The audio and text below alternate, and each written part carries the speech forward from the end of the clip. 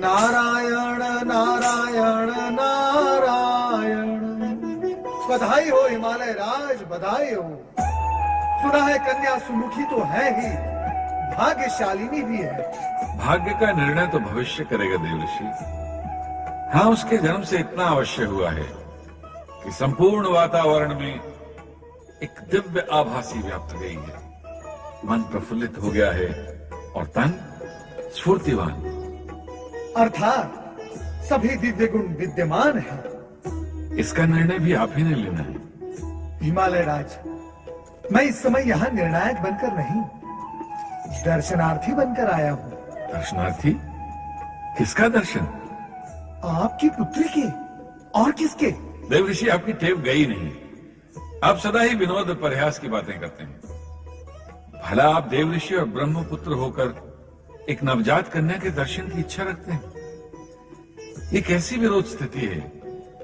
मेरा विचार है आपके दर्शन और आशीर्वाद से कन्या और हमें पुण्य लाभ होगा। क्यों अनर्थ करवाना चाहते हैं आप हिमालय राज?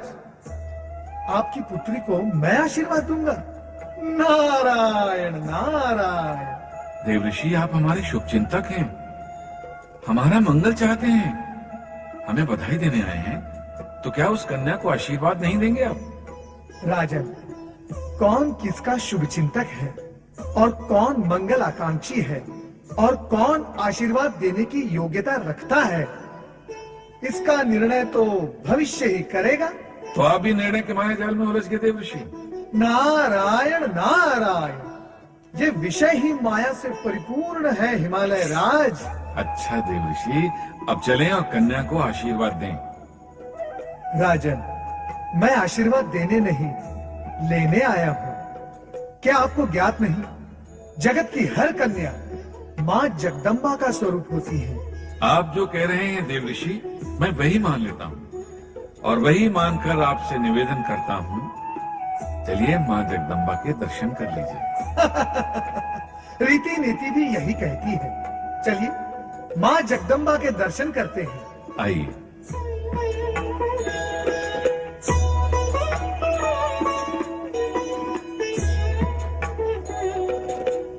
नारायण नारायण। प्रणाम देवऋषि, मेरा नमन स्वीकार करें। कल्याण भव। आप क्या कन्या को आशीर्वाद देने आए हैं? नहीं महारानी नहीं, मैं तो बधाई देने आया हूँ। तो बधाई के साथ आशीर्वाद भी दे दीजिए।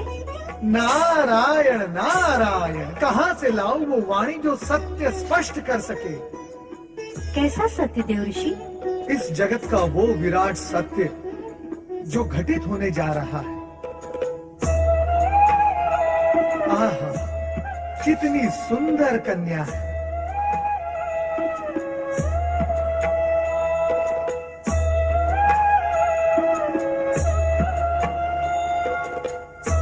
ये रूप कितना सुंदर है, कितना पावन है, और वो रूप कितना अद्भुत। अरे कहाँ गई?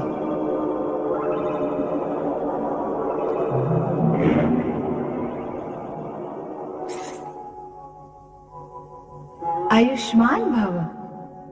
नारद, मैं शक्ति का रूप हूँ, ऐसे संकेत तुम्हारे मुख से बार बार निकल रहे हैं, किंतु सावधान, ये रहस्योद्घाटन योजना और उद्देश्य दोनों का मार्ग अवरुद्ध करेगा।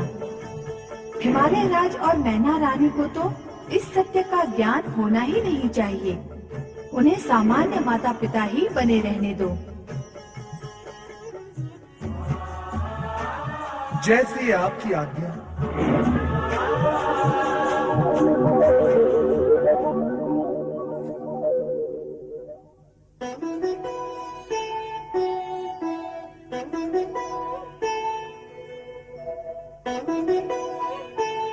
देवऋषि, आप किससे बातें कर रहे हैं?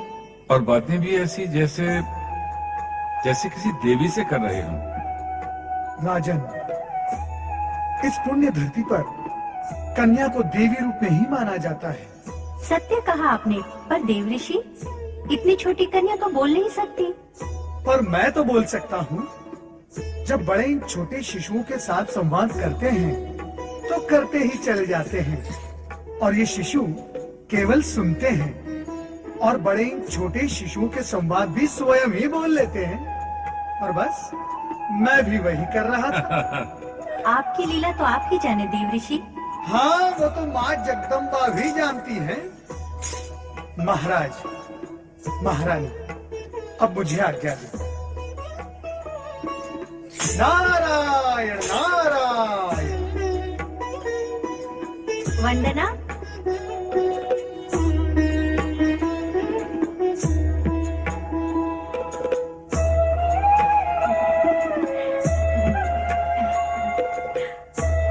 कितनी सुंदर है हमारी पुत्री। देवऋषि सत्य कह रहे थे, हमारी पुत्री साक्षात देवी का रूप है। देवी है तो इसके सयानी होने पर इसके लिए वर भी तो कोई देवता खोजना होगा। अरे, अभी तो हमारी पुत्री ने जन्म लिया है और अभी से आपको इसकी विवाह की चिंता होने लगी। महारानी, पुत्री का पिता होते ही चिंताएं स्वयं द्वार पर आ खड़ी होती हैं। आप चिंता न करें, विधाता की कृपा से सब कुशल मंगल होगा। विधाता की कृपा से कुशल मंगल की कामना करते हुए महारानी मैना अत्यंत प्रसन्न थी। मां जगदम्बा ने उनके घर में जन्म लेकर उनके हृदय को तो आनंदित कर दिया, किंतु देवराज इंद्र व अन्य देवगण अत्यंत भयभीत और चिंतित थे। अब क्या होगा देवराज? वायुदेव, यदि क्या होगा के विषय में देवराज को ज्ञान होता तो क्या हम सब इस प्रकार भटक रहे होते?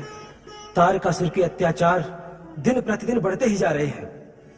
स्वर्ग से तो हम पहले से ही वंचित हो गए, अब अन्य किसी स्थान पर रहने योग्य भी नहीं रहे। वरुण देव सत्य कहते हैं, हम जहां जहां जाते हैं वहां वहां तारकासुर के राक्षस पहुंच जाते हैं। हमारी स्थिति बहुत विकट हो गई है देव। वायुदेव ने जो कहा वो तो हम भोग ही रहे हैं। इसके अतिरिक्त अन्य संकट भी उत्पन्न हो गए हैं। वो क्या वरुण देव? तारकासुर के भय से स्वर्ग की अप्सराएं अज्ञात स्थानों पर छिप गई हैं, किंतु तारकासुर समझता है हम देवताओं ने उन अप्सराओं को अदृश्य कर दिया है, जिससे वो और भी क्रोधित होकर हम देवताओं पर अत्याचार कर रहा है। ये कौन सा कारण हुआ?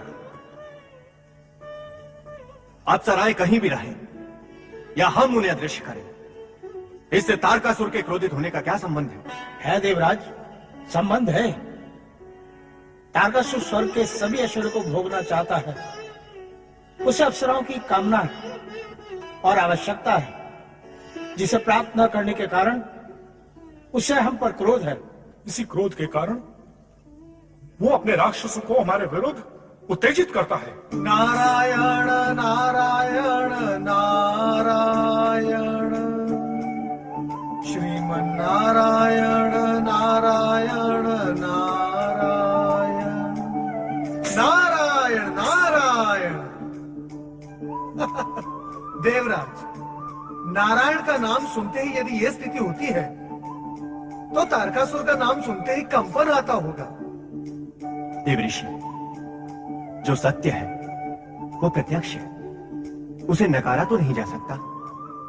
विपदाग्रस्त, दुर्दशाग्रस्त, भयग्रस्त तो हम हैं ही। देवराज इंद्र, एक ही विषय पर बारंबार चर्चा करना, प्रश्न उठाना और उसका उत्तर देना मन में ग्लानि उत्पन्न करता है। आपका अभिप्राय क्या है देवऋषि? वही जो सदा रहा है, और ये मेरा अभिप्राय नहीं है, ये तो विधि का विधान है और प्रकृति का नियम है। अपने कथन को स्पष्ट करें देवर्षि। अनेक बार कर चुका हूं, किंतु उसका लाभ न आप देवगण को हुआ है न इस जगत को। आप तो चक्र बनाने लगे देवऋषि, अपना अभिप्राय स्पष्ट करें। आप देवगण की इस वर्तमान दुर्दशा का मूल कारण नवीन नहीं, फिर देवताओं की ओर से मानव प्राणी को सदा ये संदेश प्रसारित होता रहा है कि कर्म का फल निश्चित है, सत्कर्म का सत्परिणाम और दुष्कर्म का दुष्परिणाम। समझ गया मैं देवऋषि। हमारी वर्तमान दुर्दशा के मूल में हमारे ही कर्मों का हाथ है।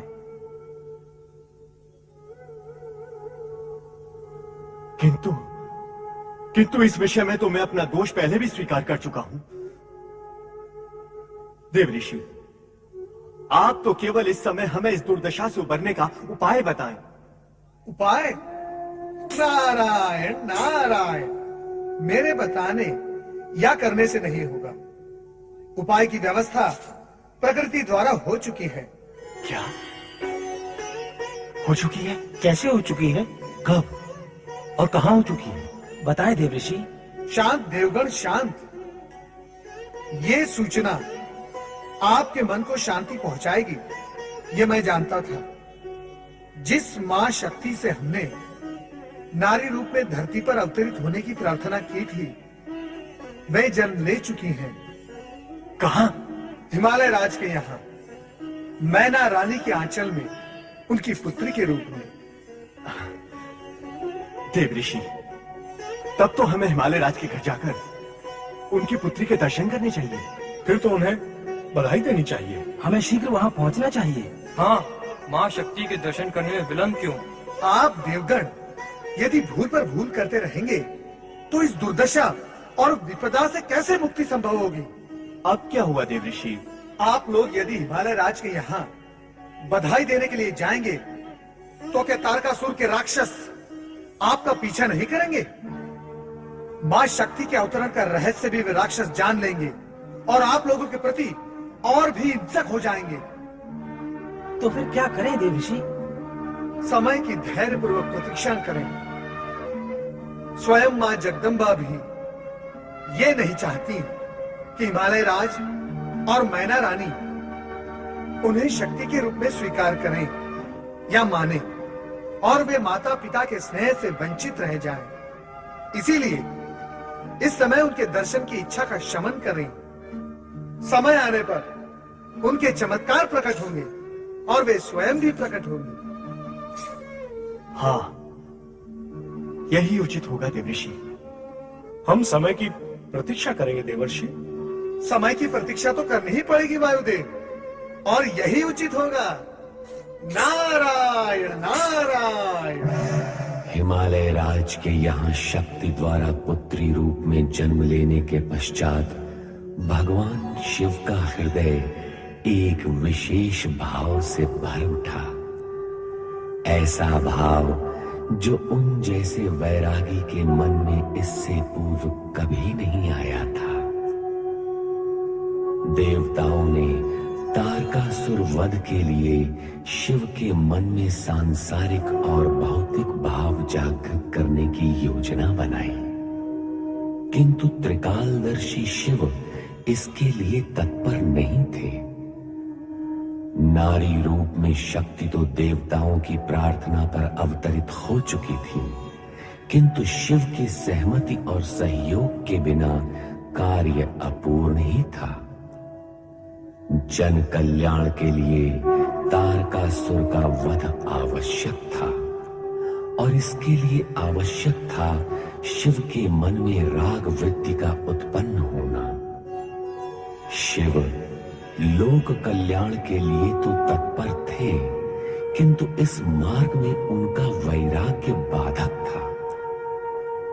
ऐसी स्थिति में शिव के ललाट पर एक स्वेद बिंदु उभरा और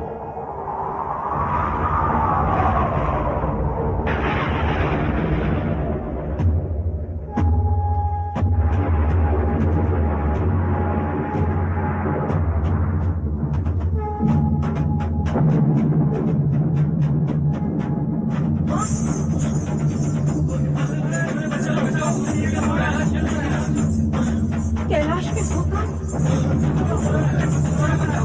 चलो स्वामी की शरण में चलें।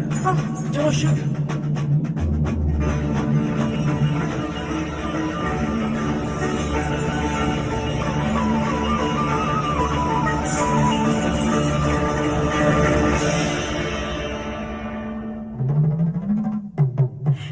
मेरा पुत्र। ये कौन बालक है? ये मंगल है, मेरा पुत्र। और आप कौन है देवी? अरे, मुझे अपना परिचय देना होगा। मैं हूँ पृथ्वी, धरती, जिसने तुम्हें धारण किया हुआ है। मंगल, मेरे पुत्र, मेरे लाल।